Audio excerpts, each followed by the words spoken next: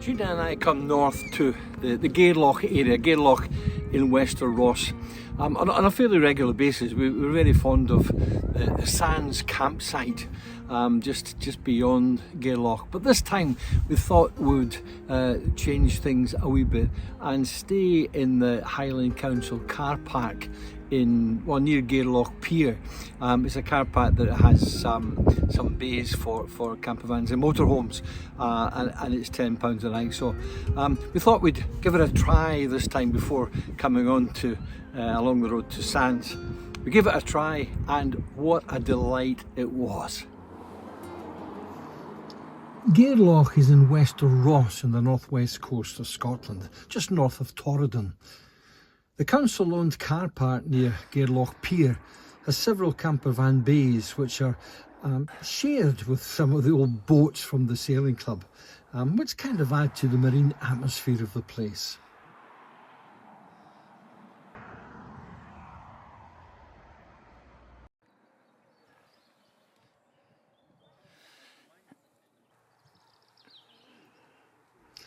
It's a tenner a night to stop here, and for that you get a black waste dump, fresh water, bins for rubbish, and a very clean and well maintained public loo.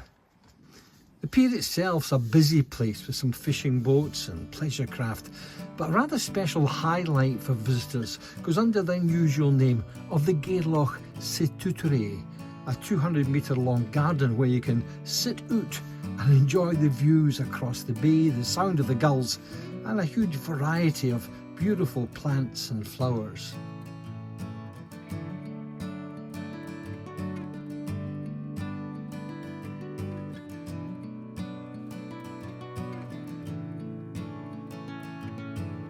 This Setutore was created by what appears to be a very active and highly motivated local community, which is very keen to welcome visitors to Gairloch, including campervanners.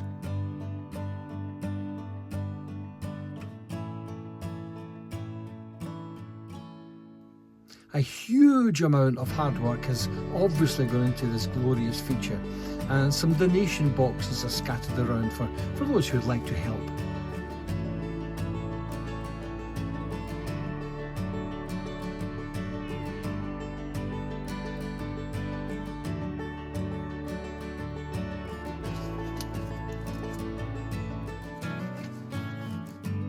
I can remember when this verge by the bay was covered in gorse bushes. Some of them were about 6 foot high, and so growing to a height where you actually couldn't see the water from the roadway.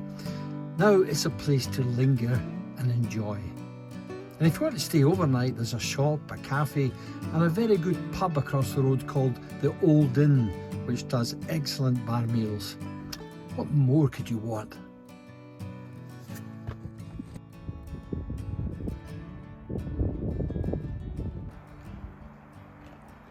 About a mile or so north of this Aire is Gairloch village itself, with the gift shops, coffee shops and a grocer's where you can resupply.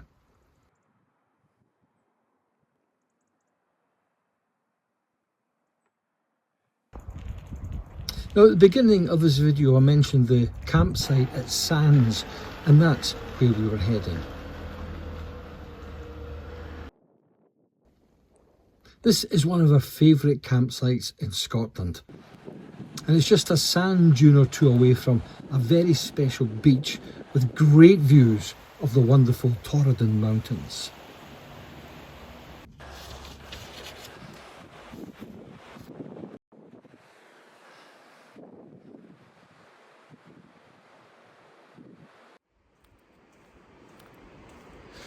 We come to Sands usually several times a year, largely because we like the campsite. You know, it really is, it's good, big spacious campsite. Few restrictions, you know, you can pitch up really where you want amongst the sand dunes if you like. But the real reason we like Sands is for this beach. It's just one of our favourite beaches in Scotland. It's stunning. When the tide's out like today, it feels as though you can walk for miles along it. And for us, it's kind of our happy place. We always enjoy a wander along this beach, and usually have a wee walk up in the moor above the campsite as well.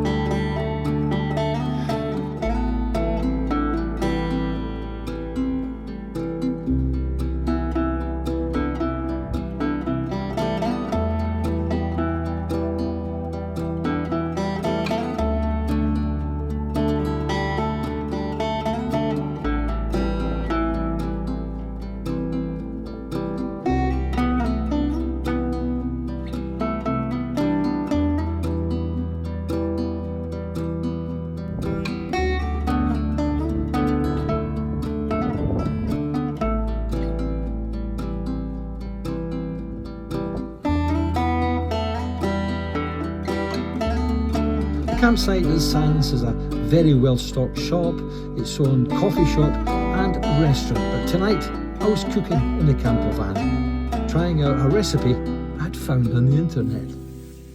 Okay, I'm going to cook this meal in a camper van tonight. It's a recipe that I saw on the internet, and I've seen it several times with various variations, but the meal I'm going to cook tonight involves tin of tuna, a couple of eggs, an onion, and some spices and herbs and things.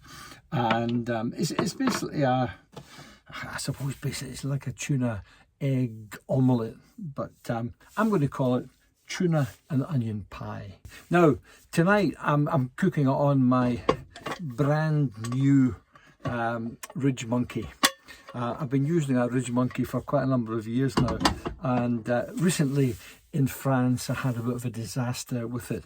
I foolishly turned on the stove, put the Ridgemonkey down just to sort of warm it up a wee bit, but I had forgotten to take out this little plastic holder that has various spatulas inside it. This comes with the Ridgemonkey, and I'd left this on the pan and then wondered what the smell was.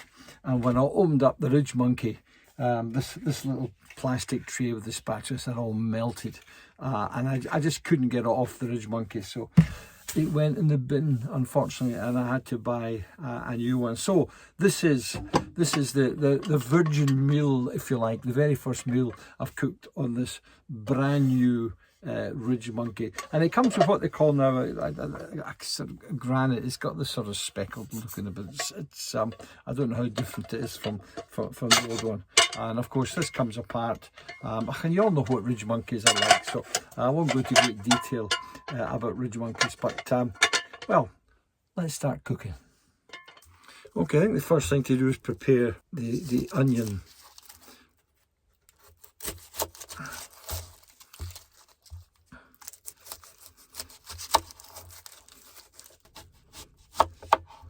Not everybody likes chopping onions, but it doesn't bother me too much. having said that, I'll probably end up in tears in just a minute or two. But you can chop these up fairly finely. It doesn't really matter how you cut them up, because you know, basically they're just going to go into the Ridgemonkey, and I'm going to fry them up a bit, I guess. And some people like them kind of chunky. Some people like them cut up pretty finely. It doesn't really matter really too much. It's just a kind of background to the main sort of omelette part of this meal.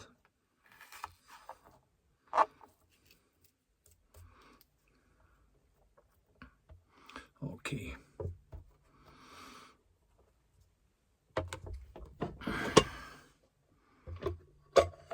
I'll open up the Ridgemonkey and just put a bit of, I'm just going to put a bit olive oil. Probably this is actually cold pressed rapeseed oil, which is supposed to be very healthy. Who knows? But just a drop in there to help the onions fry up. So we put some of that in there. Stick in the onions.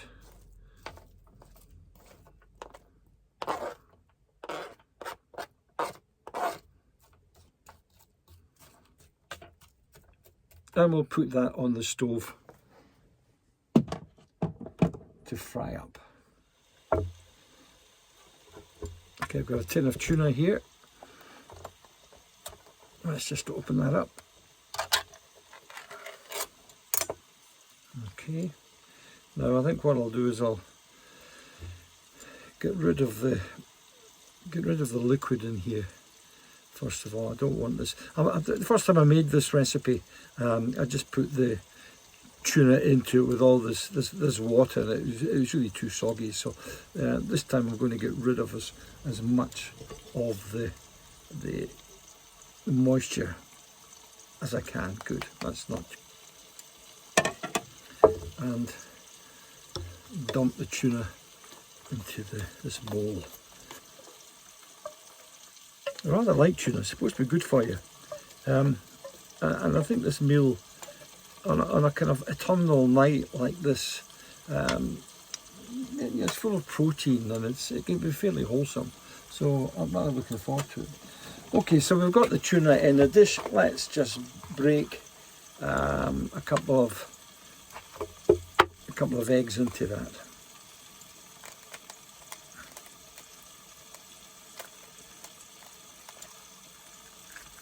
One,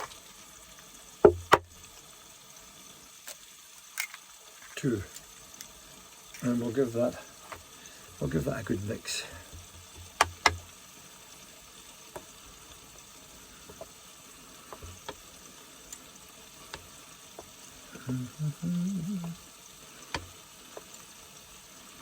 You can break the tuna down as much as you like. If you like, you know.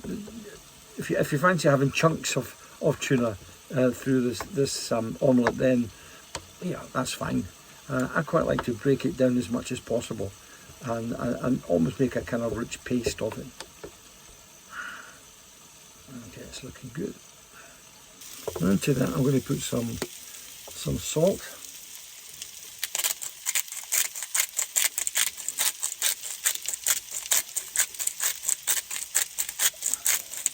A bit of black pepper.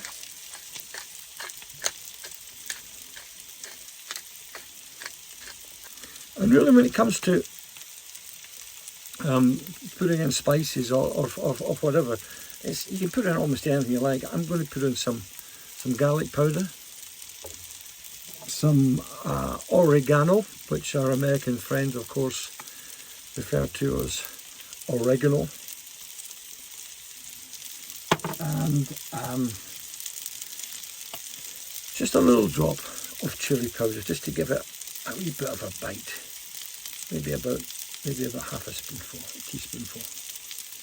Okay. Now you can hear in the background the onions are beginning to sizzle away. I like to do the onions fairly sort of translucent and just beginning to brown at the edges a wee bit.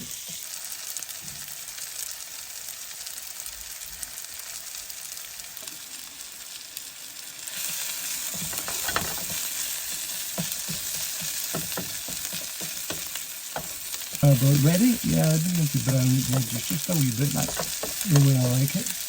And what I'm going to do now is pour this omelette mixture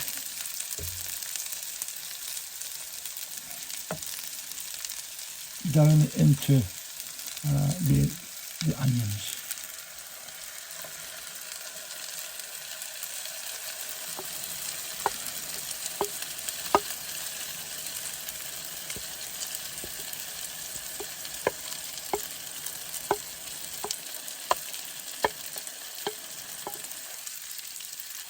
Lovely.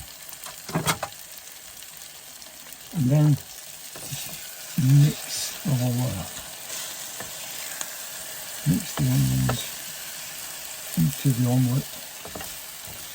Gunge.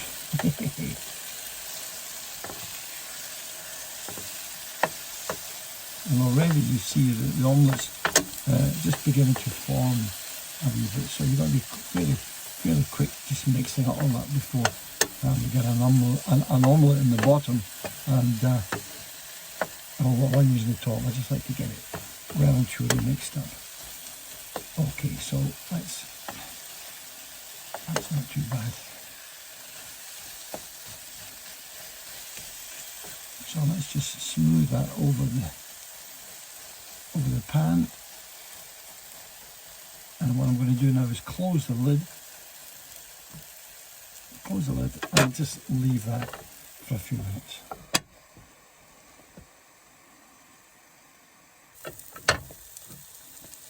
So that's cooking quite well now, and this is where the Ridgemonkey comes into his own, because I have to flip that.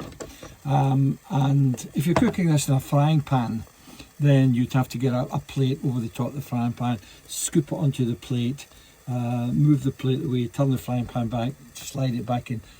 The Ridgemonkey makes life much easier. All I have to do is flick it over and hopefully, yeah, there you go.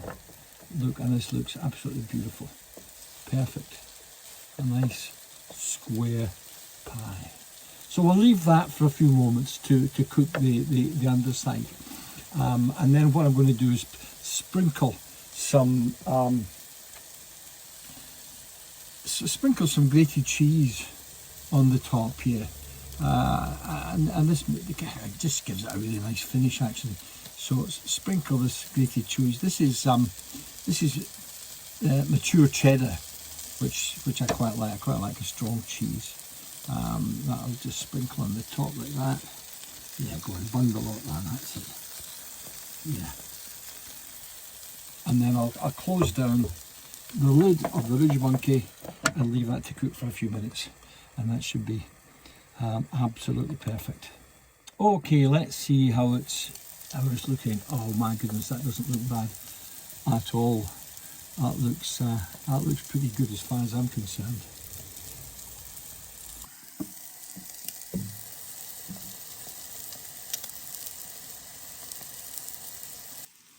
Okay, so I'm going to take the top part of the Ridgemonkey off. It slides off fairly easily, and hopefully this nice dish should just slide out onto the plate. There we go. Voila. Now I thought I'd have this tonight with a bit of salad. So let's just cut the corner off this and see what it tastes like. Looks pretty good.